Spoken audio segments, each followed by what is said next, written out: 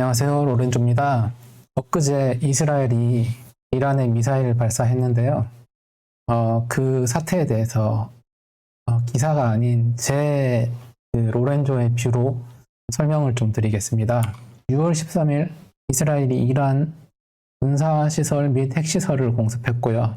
이건 기사에도 다 아시는 내용이죠. 기사에도 다 나와 있어서 총사령관 및 고위 인사들 그리고 과학자들 그리고 민간인 포함 70명 이상이 사망했고요. 이스라엘이 이란을 여러 군데 핵심 지역에 공격을 감행했죠. 그리고 지금 월마트 코스트코는 제가 다 매도했는데 이거는 제가 영상 말미에 말씀드리겠습니다. 그리고 이란이 다시 이스라엘 보복했고요. 그래서 보복 내용은 그 미사일 드론과 미사일 100기 이상을 발사했고 이스라엘 측에서는 최소 3명에서 7명이 사망 또는 부상당했습니다. 근데 기사를 보니까 13일에는 이스라엘이 이란을 공습했을 때 이란이 이스라엘을 치지 못한다. 왜냐하면 이스라엘에 아이언돔이 있기 때문에 요격 미사일이 있기 때문에 이란이 쓸데없이 미사일을 낭비하게 됐고 그러면 나중에 이스라엘의 공격을 방어할 수가 없기 때문에 이란은 공격을 못할 것이다 라고 막 기사가 막 떴었어요. 많이. 근데 이거는 엄청 편파적인 그런 말이 안 되는 얘기라고 저는 생각했어요. 왜냐하면 우리가 접하는 그런 언론들은 이스라엘, 미국을 편향적으로 지지하고 있는 그런 언론들이라서 객관적인 정보를 얻기가 좀 힘들어요. 이 공격이 단지 일회성으로 끝나면 좋겠지만 장기화될 가능성이 높다고 생각해요. 그래서 주식도 저는 스윙이라서 일단 다 뺐어요. 주식을 뭐 그냥 다 있는 걸 다 뺐는데 만약에 장기 투자자라면 이 주식이 더 빠졌을 때 더 모아서 사는 그런 방법이 있겠죠. 그런 방법이 더 좋겠죠. 그 다음 보시면 그래서 지금 이란이랑 이스라엘이랑 치고받고 있는데 물론 이스라엘의 방공만 때 이란이 많이 피해가 더 있지만 그래서 대응 시나리오가 뭘까? 할 수 있는 게 뭘까? 보면 물론 치고받곤 하겠지만 여기가 이란이죠. 지도 보면. 그리고 여기가 호르무즈 해협이에요. 여기가 이란 해협이기 때문에 이란이 이걸 봉쇄할 수가 있어요. 이 호르무즈 해협을 봉쇄하면 이 호르무즈 해협이 세계 석유 소비의 20에서 30% 정도의 유통길이에요. 왜냐하면 사우디아라비아도 이쪽으로 유통하고요. 아랍에미리, UAE도 이쪽으로 유통하거든요. 이란도 마찬가지고. 그래서 원유 가격이 많이 오를 수가 있다. 그러면 결국은 인플레이션을 촉발할 수 있다라는 거고. 그리고 여기서 호르무즈 이름이 어렵네요. 여기 해협을 통해서 수출되는 원유가 대부분 80% 이상이 한중일 인도예요. 한국이에요. 그렇기 때문에 유가가 많이 오를 거예요. 오를 걸로 예상되고 혹시 뭐 차에 기름을 넣어야 된다 하면 지금 빨리 넣는 게 만땅으로 채우는 게 좀 더 싸지 않을까, 싸게 먹히지 않을까 생각을 하고요. 그리고 여기 이란이 어떻게 이 해협을 막을 수 있냐 보면 여기 폭이 엄청 좁아요. 이 해협의 폭이 70밖에 안 되고 여기서 끝에서 끝과 폭이 그리고 그 항로는 배가 지나갈 수 있는 그런 폭이 3km밖에 안 되기 때문에 쉽게 막을 수가 있죠. 그래서 해상 운송 경로가 막히면 이 사우디나 아랍에미리트 산유국에서는 우회를 해야 돼요. 우회를 어디로 하냐? 구글 지도를 보시면 여기잖아요. 이란이 여기고 사우디랑 아랍에서 그리고 보면 지금 이쪽으로 가서 잘 안 보이네요. 이 해협으로 가서 뭐 인도에 수출하고 중국에 수출하고 뭐 대한민국 뭐 일본 이런 식으로 수출하는데 돌아가야 된다는 거죠. 이쪽으로 홍해로 여기가 홍해거든요. 홍해로 이렇게 수출해야 되는데 문제는 이 송유관이 크기가 그 송유관 양이 작아요. 더 이쪽 루트는 그래서 그 충분한 그 석유를 운반할 수 없고 그리고 더 멀거든요. 이쪽으로 돌아서 가는 거잖아요. 그래서 운송비도 증가하고 그리고 또 한 가지 이유는 이란이 시아파예요. 그리고 시아파의 대장이고 사우디가 수니파의 대장인데 시아파 여기 예멘이 있잖아요. 예멘이 또 시아파예요. 이란과 동맹이거든요. 그래서 예멘 후티 반군이 예멘에 있는데 여기 홍해를 막으면 약탈하고 막으면 이게 정상적으로 수출 길이 하기가 힘들어지죠. 위험이 많이 따르죠. 그렇기 때문에 이쪽으로 가는 거는 사실상 좀 위험하다 해서 뭐 위험 보험이나 그런 게 있겠죠. 그래서 가격이 거기에 따라서 또 더 오를 걸로 예상이 됩니다. 만약에 호르문즈 해협을 이란이 막게 된다면 이런 케이스가 발생하겠죠. 예, 그래서 인플레이션이 예상된다. 그래서 7일에 FMC가 있죠. 근데 금리 절대 못 내립니다. 이런 일이 있기 때문에. 그리고 다음 말씀드리면 이란에 대해서 잘 모르시죠? 그래서 이란에 대해서 찾아봤는데요. 이스라엘이나 미국이 금방 막 전쟁이 시작하면 금방 끝낼 수 있는 그런 체급의 국가가 아니에요. 우리 대한민국 정도의 체급이라고 생각하면 안 돼요. 그래서 얘네들에 대해서 좀 설명을 드리겠습니다. 이란은 페르시아 제국의 후예고, 그리고 체급이 거의 사기급이에요. S급이에요. S티어예요, S티. 사기급이고, 그리고 인구 9천만 중에서 우리나라의 거의 2배죠. 절반 이상이 30대 이하예요. 국가 경쟁력이 미래에도 좀 높을 걸로 보이고, 대학 진학률도 거의 60% 이상으로 일본과 비슷해요.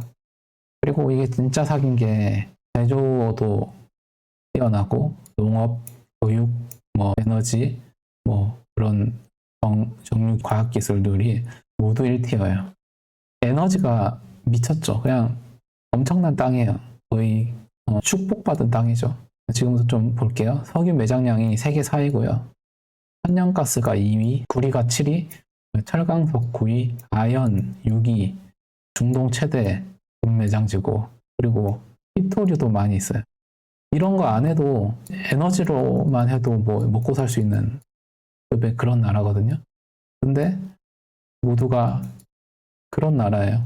이런 이란이 미국에 의해서 봉쇄되어 있죠. 경제가 봉쇄당했어요. 40년 이상이 봉쇄되었고, 그리고 여러 가지 제재가 되어지고 있는데, 금융 제재, 이 나라는 달러를 사용 금지했고요. 그리고 여러 가지 상업은행들도 차단했어요. 그리고 무역 수출도 금지시켰고, 에너지 수출 금지, 그리고 미국 자산 동결 등 여러 가지를 국제적으로 왕따시키고 있죠. 제재를 시키고 있죠. 그래서 이란은 거의 뭐 북한, 중국, 뭐 러시아 국가들과 교류를 하고 있습니다. 근데 이렇게 제재를 하면 보통은 베네수엘라나 북한 케이스로 거의 망하잖아요. 근데 얘네들은 잘 나가요. 잘 나가는 건 아니지만 이 정도 버티고 있다는 거는 그냥 체급이 다르다는 거죠. 이 국가는. 네. 그리고 얘네들 이건 번외인데 얘네들이 그 중동 국가잖아요. 중동 국가 이란 특징이 그 페르시아 후의 특징이 덩치가 장난 아니에요. 덩치는 서양인이에요. 서양. 피지컬은 서양. 근데 생긴 거는 동양. 동양에 이목구비 뚜렷하고 콧대 높고 약간 신현준 거기에다가 털이 많죠. 털이 많고 몸에 이 사람 없는 편인데 털 엄청 많아요. 그래서 여름에 이란 애들이랑 같이 뭐 수업 듣거나 있어 보면 향수 같은 걸 겁나 뿌리거든요. 그러면 땀이랑 막 털 안에 있는 땀들이랑 뭐 그런 냄새들 막 그런 것과 향수가 막 섞여가지고 막 장난 아니게 막 악취가 많이 나요. 그래서 막 창문 안 열면 막 수업을 못 들을 정도로 막 어질어질해요. 막. 그런 민족입니다. 그래서 힘 자체가 얘네들 뭐 체육대회 뭐 이런 거 하면 다 수상하죠. 그래서 이 운동신경 이런 그 피지컬에서 나오는 운동신경도 거의 탈동양급이고 그렇습니다. 그래서 페르시아의 후예들이죠. 엄청난 애들이에요. 네. 그리고 이란은 그 시아파의 대장이에요.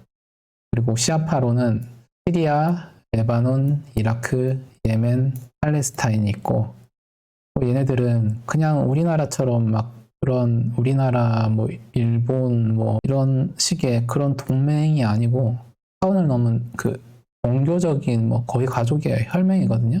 그래서 맞으면 이란이 지금 두드려 맞고 있잖아요. 맞으면 동생들도 들고 일어납니다. 그렇기 때문에 충분히 장기전으로 갈 수 있다고 생각해요. 그리고 이라크 전쟁이 있었죠. 이라크 전쟁만 보더라도 미국이 그동안 끌다가 결국 전략적 실패로 평가는 다르지만 성공적인 평가도 있었고, 근데 전반적으로 보면 전략적 실패로 평가받죠. 이라크만 해도 9년이나 끌었어요. 근데 이라크가 아니고 이란이거든요. 이란이 작정하고 버티면 이 전쟁이 얼마나 장기화 되겠어요. 제가 볼 땐 이거 둘 중에 협상을 이루지 않는 한 한쪽이 망하던가 아니면 계속 장기화가 될 것 같습니다. 유가가 계속 상승되니까 세계적으로 인플레가 계속 상승되겠죠. 그리고 얘네들이 시합하고요. 그 외에 사우디를 필두로 해서 수니파 아랍 국가들이 있죠. 그래서 시아파랑 수니파는 진짜 철천지 원수예요. 얘네들도 이제 과거 피로서 쌓아온 그런 역사를 가지고 있죠. 정말 철천지 원수인데 그럼에도 불구하고 이 둘의 공통의 적은 이스라엘이거든요. 얘네들은 이스라엘을 국가로 인정하지도 않고 사람 취급을 안 하거든요. 그렇기 때문에 이스라엘이 먼저 지금 때렸잖아요. 이란을. 절대 다른 중동 아랍 국가들이 순니파조차 곱게 보진 않을 거예요. 그래서 순니파들도 이스라엘에 대응할 가능성이 충분히 있고요. 물론 미국이 있으니까 타약할 가능성은 크게 높죠. 대응할 가능성은 크게 없지만 정치적으로는 무역적으로는 대응할 수도 있죠. 결국 이란을 건드린다는 것은 아랍 중동의 뇌관을 건드린 것 같다라고 저는 봐요. 이게 정말 중요한 얘기 같아요. 그리고 다음 보시면 지금 반 이스라엘 정서가 다시 스물스물 올라오고 있죠. 그러면 중동과 이슬람권에서 다시 이렇게 과열되면 어느 나라든 특히 중동, 이슬람권 이쪽은 극단주의 세력이 세잖아요.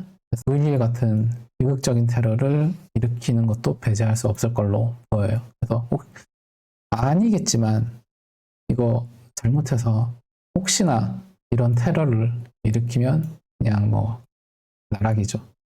나락이에요. 패닉이죠. 국가 경제는 패닉일 거예요. 그리고 저는 이렇게 생각해요. 트럼프의 아랍 그리고 중동 외교는 사실상 끝났다고 봐요. 사우디도 우리 트럼프가 사우디랑 되게 협력하려고 제일 처음으로 중동 순방에 이스라엘 다음으로 사우디도 가고 노력을 많이 하는데 사우디도 결국 사우디도 적이에요. 왜냐하면 거의 미국이 이스라엘이고 이스라엘이 미국이잖아요. 그렇기 때문에 사우디랑 미국은 그냥 서로 겉으로 볼 때만 뭔가 외교적으로 잘 교류하고 하는 것 같지만 사실상은 적입니다. 그렇기 때문에 이런 사태가 발생하면 사우디도 돌아설 가능성이 크죠. 절대 협력 안 하겠죠. 다음으로는 제 계좌 현황에 대해서 말씀드리겠습니다. 제가 월마트랑 코스트코도 샀었는데 4월 중순에 샀었는데 다 매도를 했어요. 왜냐하면 이란 사태가 났기 때문에 굳이 안 그래도 주식시장은 기울어진 운동장인데 제가 변동성 위에서 투자를 지속하고 싶지가 않았기 때문에 그리고 제가 생각했던 시나리오를 이탈했기 때문에 그냥 과감하게 다 매도했습니다. 수익은 못 봤죠. 한 2개월 정도 투자를 했었는데 최종적으로는 마이너스 23,000원 정도 손해를 봤는데 이 정도면 거의 그냥 똔똔이라고 생각해요. TLT도 매도를 했고요. 그리고 이건 금입니다. 금은 유지했어요. TLT 매도 이유는 조금 이따 말씀드리고 월마트랑 코스트코에 대해서 말씀드리겠습니다. 제가 이걸 샀던 거는 트럼프 관세 때문에 1분기 실적 전에 샀어요. 왜냐하면 사재기로 인해서 1분기 실적은 되게 좋을 거라고 생각했고 그리고 2분기는 이제 본격적으로 제품의 가격이 올라가면서 실적이 떨어질 거로 생각했거든요. 그래서 1분기 전에 사고 2분기 전에 나와야지라는 그런 시나리오를 쓰고 들어갔었는데 이 전쟁이라는 사태 때문에 수익을 못 보고 빼게 됐죠. 그래프로 한번 말씀드리겠습니다. 이건 S&P 500인데요. 차트를 그렇게 신봉하진 않지만 결국은 그 기업의 실적이 좋다면 우상향하지만 우상향하는 속에서도 이 오르내리 등락이 있잖아요. 그래서 이 등락은 사람이 이 심리에 의해서 사고 파는 거에 의해서 정해진다고 봐서 기본적인 그래프는 차트는 보는 편이고, S&P 500이 이 전고점이었어요. 한 612 전고점이었고 최근 계속 올라서 거의 전고점까지 터치할 것까지 갔죠. 그래서 저는 한 번에는 안 오른다고 생각했어요. 전고점 터치했으면 다시 좀 내리고 한 번 터치하고 올라가던가 아니면 한 번 터치하고 다시 올라가던가 이런 부침이 있다고 생각했어요. 그래서 S&P 500 안에 있는 그런 종목들도 같을 것이다. 그래서 이게 월마트가 보시면 제가 5월 이때쯤 샀고 그래서 뭐 계속 올랐어요. 월마트랑 코스트코랑 비슷한데 그래서 제 계좌가 플러스 거의 300만 원까지 됐었거든요. 근데 S&P 500의 전고점 차트와 마찬가지로 그래서 좀 흘러내렸죠. 힘을 못 받으니까요. 그래서 흘러내렸다가 여기가 지지거든요. 지금 여기 지지해서 여기서 좀 더 빠지다가 사실 충분히 오를 거라고 생각했어요. 그리고 지금이 6월이기 때문에 7월까지도 제가 매도할 때까지도 한 달이라는 시간이 있었고 그리고 제가 2차까지 매수를 했었는데 여기서 좀 더 빠지면 3차 매수 들어가서 그래서 다시 올라주는 그런 시나리오에 한 이쯤에 팔 생각을 했었었는데 이 전쟁이 전쟁은 아니고 이런 이 사태가 발생을 했죠. 코스트코도 비슷해요. 월마트랑 진짜 비슷해요. 여기죠. 여기 지지죠. 여기서 S&P 내려가면서 지지까지 떨어집니다. 근데 지지에서 받쳐주죠. 그래서 이 사태가 아니었으면 얘도 이쯤에서 찍고 다시 충분히 올라갈 여력이 있는 종목이라 생각했어요. 근데 지금 전쟁이 발생함으로써 시나리오가 깨졌죠. 그래서 저는 그냥 손해를 보고 뭐 2만 얼마면 손해라고는 생각 안 하고 다행이라고 생각해요. 왜냐하면 이런 그 이스라엘이 이란을 공격하고 그 해당 날에 솔직히 한 15% 빠지고 20% 빠졌어도 이상할 게 없는 시나리오였다고 생각해요. 그럼 바로 손절이죠. 그럼 마이너스 몇백, 뭐 500 이상 나갔을 수도 있어요. 이 때문에 저는 마이너스 2만 5천 원인가요? 그냥 마이너스 2만 3천 원이죠. 여기서 멈춘 거를 다행이라고 긍정적으로 생각하기로 했습니다. 거의 2달간 투자를 월마트와 코스트코를 가지고 있었는데 스윙 투자로서 저는 한 개월 단위로 매수를 많이 하거든요. 그래서 많이 사고 팔고 하지 않아요. 왜냐하면 사고 팔면 내가 거기에 적응을 해버리고 이 주식은 많이 사고 팔수록 제 수익률이 욕심이 자꾸 생기고 그러다 보면 한 번씩 실패를 하게 되는데 시나리오 이탈하고 대응을 못 하게 되는데 그러면 결국은 망합니다. 그렇기 때문에 저는 최대한 사고 파는 거를 줄이기 위해서 그런 투자를 하고 있고요. 그래서 저는 잘 판 것 같아요. 비록 수익은 못 봤지만 전쟁의 위험에서 제가 포트를 이 정도로 비울 수 있었다는 게 감사하게 생각하고 욕심을 부리지 않기로 생각했어요. 그리고 금은 500만 원 유지를 했고요. 포트 보시면 1억이 있고 주식 60%, 그리고 금 10, 그리고 TLT 10, 나머지 현금으로 생각했었거든요. 지금 들어간 거는 금 5% 들어가 있고 TLT 5% 들어가 있었는데 TLT를 팔았어요. 금은 좀 고점이라고 생각해서 못 들어갔던 거고 한 5% 정도 더 빠지면 들어갈라 했는데 안 빠져가지고 안 들어갔고 또 지금은 굳이 팔 이유가 없다고 생각해서 500만 원이죠. 거의 500만 원을 가지고 가고 있고 아마 월요일 되면 마이너스 2%가 플러스로 전환될 거예요. 그리고 TLT는 판 이유가 저희 FOMC가 있잖아요. 근데 FOMC가 곧 있는데 금리가 트럼프 계속 그 금리를 내리길 원하는데 이 이스라엘 이란 사태로 인해서 사태가 바뀌었어요.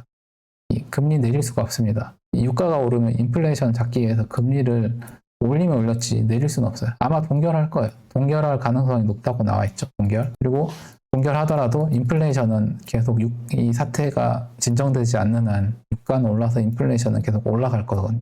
그래서 금리가 떨어지지 않는 한 TLT는 금리랑 엄청 밀접한 연관이 있기 때문에 금리가 올라가면 TLT가 가격이 빠지고 그리고 금리가 떨어져야지 TLT가 오르거든요.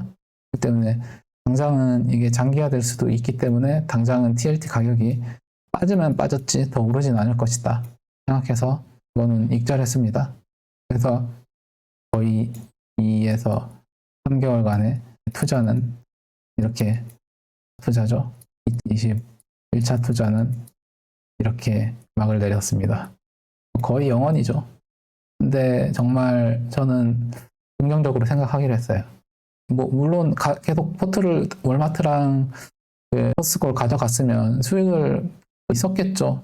근데 이게 자칫 잘못해서 뭐 이란이 핵 가지고 뭐 장난치고 뭐 이게 장기화돼 버리면 인플레가 또 훨씬 더 높아지고 그리고 2분기 이후로는 그 지수가 저는 그 경기가 뭐 좋아지기는 어렵다고 생각해요. 왜냐하면 2분기, 3분기, 뭐 4분기는 트럼프 관세가 그 중국에 90일 유예했잖아요. 중국에 유예. 이게 돌아오는 시점이거든요. 그래서 이 변동성이 어마무시해요. 그렇기 때문에 그리고 관세가 지금 전 국가에도 지금 협의 중이잖아요. 그게 풀리지 않았고 그렇기 때문에 그게 실질적으로 모든 관세가 반영이 돼서 그런 기업들의 실적에 그게 모두 다 반영이 된다면 무조건 실적이 전반적으로 떨어질 거라고 생각해요. 관세 때문에. 시장에 충격이 있을 거라고 생각하기 때문에 이 지수가 안 좋은 데서 기울어진 운동장에서 투자한다. 이거는 정말 고수가 아닌 이상 이기기 힘든 그런 운동장인 것 같습니다. 그래서 저는 다음 투자는 고민을 좀 해봐야 될 것 같아요. 어디에 투자를 할지 아니면 그냥 현금 RP에 그냥 RP에 이자 받으면서 있을 수도 있고요. 그렇습니다. 오늘은 여기까지 하겠습니다. 감사합니다.